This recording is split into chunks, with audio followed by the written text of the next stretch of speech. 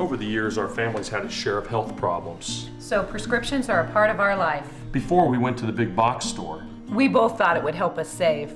But with the long lines and impersonal service, filling prescriptions became a chore. That's when a friend recommended D&H. Now Tristan knows our prescriptions. Brenda always helps us find the right vitamins. And after Dad's fall, Monica's been a real expert with all our home medical needs. All without the lines. Trust and service. That's our D&H.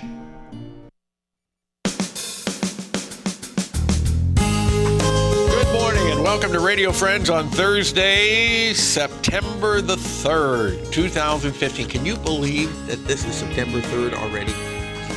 Well, I would tell you, before we get to our guests that we have here, Connie Shea was supposed to be one of our guests today, but she had an illness in her family. Her husband is recuperating, so she couldn't be with us today. But she asked me, please, to announce the 13th annual Boonslick Folk Festival, which is going to be held Labor Day, September 7th, at the Boonslick State Historic Site in Howard County. 10 to 4. It's absolutely free. There's all kinds of things going on. They've got period crafts, they have music, they have food that'll be featured, and a lot of kids' activities. It's like you're stepping back in time. As the exhibitors and the personnel, they'll all be in their period dress. Look for Connie Shea, okay? The event sponsored by the Boonslick Area Tourism Council and Missouri State Parks, and everybody is invited on Labor Day, September 7th. All right, so mark that on your calendar. Now I turn to Ruth O'Neill, Heart of Missouri CASA, and you're here because Anna Drake is she's indisposed at this time working for CASA, isn't she? She's working hard. She sent me in her place. Yeah. But that's okay. But you wanted to talk about a couple of things, right? I did. One thing is that in about a month and a half from now, October 22nd, we're going to be doing our second annual Justice is Served fundraiser. We're going to serve justice to Vicki Russell from the Tribune. It'll be at the Elks Lodge at 6 p.m. Is she going to be roasted?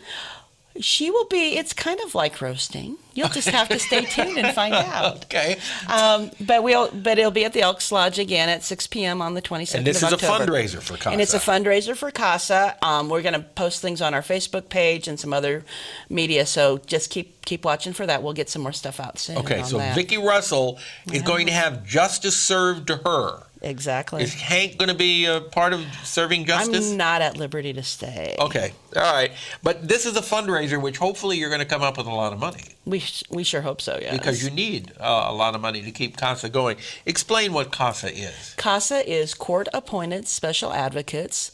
What we do is we recruit and train and provide support for volunteers who work with families who have children in the foster care system. We train our CASAs to work with one family at a time, going through the process as the children get to a safe, permanent home as quickly as possible. Yeah. And whether that is working with the whole family so they can go back and live with mom or dad, or mom and dad, or whether they end up with an adoptive family or a guardian. We work to make sure that those children don't get lost in the shuffle and fall through the cracks of the system. We try to get those cases resolved sooner and better for the kids. Do you find that at times the child that is with a foster family is actually adopted by that foster family? We do have some of our kids who are in foster care who are adopted by their foster families. That's true. Some people, I think, get into foster care. I've talked to some who get into foster care with the idea they would hope to adopt. And sometimes when birth families aren't able to get things back together enough to be able to have the children come back to live with them. Then there's a possibility. That they may be adopted by the foster home. You're looking for volunteers also, right? We are. We have a training program that we have with people so we can get them ready to go into court and all those things. We have 3 training classes left this year, one starting in a couple weeks, and then we have one in October and one in November. If people want to volunteer, what do they do? They should contact us. They can either call our office at 573-442-4670, or they can go. They can email us at Heart of Missouri CASA at hotmail.com. Okay. Either of those are good ways to get a hold of us so we can talk to them about whether or not this may be the right opportunity for them. Yeah, thank you so much, Ruth O'Neill. Sure. Heart of Missouri CASA, always a pleasure to have you here. Now, I turn to another lady who's always a pleasure to have sitting by my side. Thank A lady you. I call my friend, Marie Robertson. Definitely. I'm definitely your friend. I know you are. I know you've proved that over and over again over the years. Marie Robertson from Dancearts. And you're here because you got classes starting up again. I have classes starting September 14th. And we're registering now. But you can call the studio anytime, 875-1569. Leave a message. If no one's there, we'll get back to you right away. We've got classes from ages 3 through adult, and we've got boys-only classes, like I said, adult-only classes, and it's fun. It's fun. Oh, yeah. Well, now, how did your intensive dance camp go this summer? It went well. We did it just 2 weeks this year. And normally it's... Usually it's 3 weeks. 3 weeks, Yeah, okay. so the consensus is we'll never do that again. You'll never do 3 weeks again? And we'll never do 2 weeks again. Oh, that's too much. It was too much. You got too much that you try to cram into 2 weeks. I mean, we got it done, but it would have been a little bit less hectic, I think. Okay, It was 3 because weeks. when you're doing those intensive dance camps, I mean, You're dancing. all day long. They give the kids like an hour break for lunch? Yeah. And they have to dance to go get their food too, That's don't right. they? Dance to the bathroom.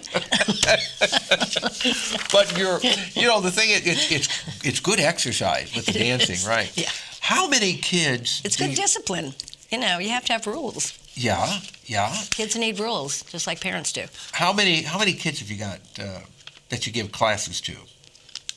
In the school, Yeah. probably over 300. 300 young ones and adults too. And adults. And the adults are getting a lot of adults. Yeah. And my adult tappers, you didn't see them this year because you didn't come, but, Right. Well, Tom Gray is not tap dancing right now. Not right now.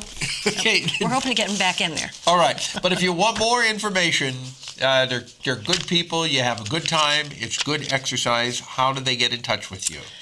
Well, you call the studio, like I said, 875-1569, or go to our website, which is dancearts@socket.net, or not our website, that's our email. And the website is www.danceartsofcolumbia.com. And then the big thing is every May you have it's kind of like, I think of them as the Rockettes of Columbia, Missouri. When you go Spring to recital, it's big. The spring recital at Jesse Hall, it's outstanding. Thank All you. right. Marie Robertson, thank you so much Thank for you, coming Paul. by. And Ruth O'Neill, thank you. Tomorrow, David Newman, Rosehart Hypnotherapy Success Center. Our program, directed by Travis McMillan, Reynolds Journalism Institute. Audio is Pat Akers from KBIA. Our floor director, Lowell Thomas, and our assistant producer and guest coordinator, Uncle James Mauser. If you'd like to see this program, you can watch it or hear it again, go to kbia.org. Bye-bye.